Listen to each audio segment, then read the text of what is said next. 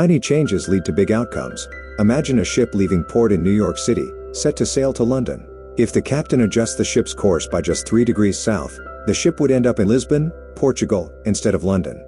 This small change initially seems insignificant, but over thousands of miles, it creates a massive difference in the outcome. Personal example, think about running. Suppose you decide to add just 100 extra steps each day to your walk. Over time, this tiny habit compounds. In a year, you've added the equivalent of walking a marathon without ever feeling overwhelmed. Focus on systems, not goals. Clear argues that while goals give direction, systems determine progress. Goals are about the results you want to achieve. Systems are about the processes that lead to those results. Example, let's say you want to write a novel. Setting a goal of finishing a book might leave you paralyzed by the enormity of the task. Instead, focus on the system, writing just 200 words a day. Over 6 months, you'll have a solid draft without burning out.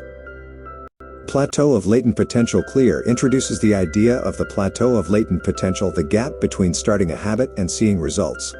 This delay often frustrates people, leading them to quit prematurely. Example, picture a bamboo shoot.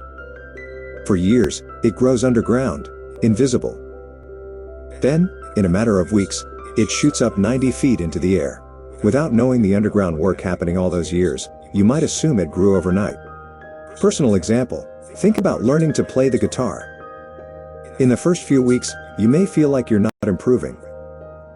But after consistent practice, your fingers adapt to chord shapes, and suddenly, you're playing songs fluently.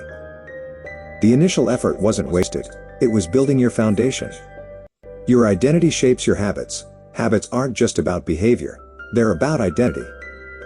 Each time you perform a small action aligned with your identity, you reinforce who you are. Example, if you see yourself as a runner, putting on your shoes and running just 1 mile confirms that identity.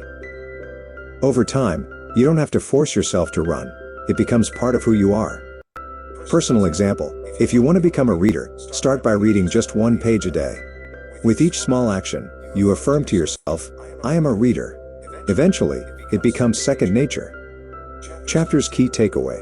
Success doesn't come from radical change or massive effort, it emerges from the small, consistent actions you take daily.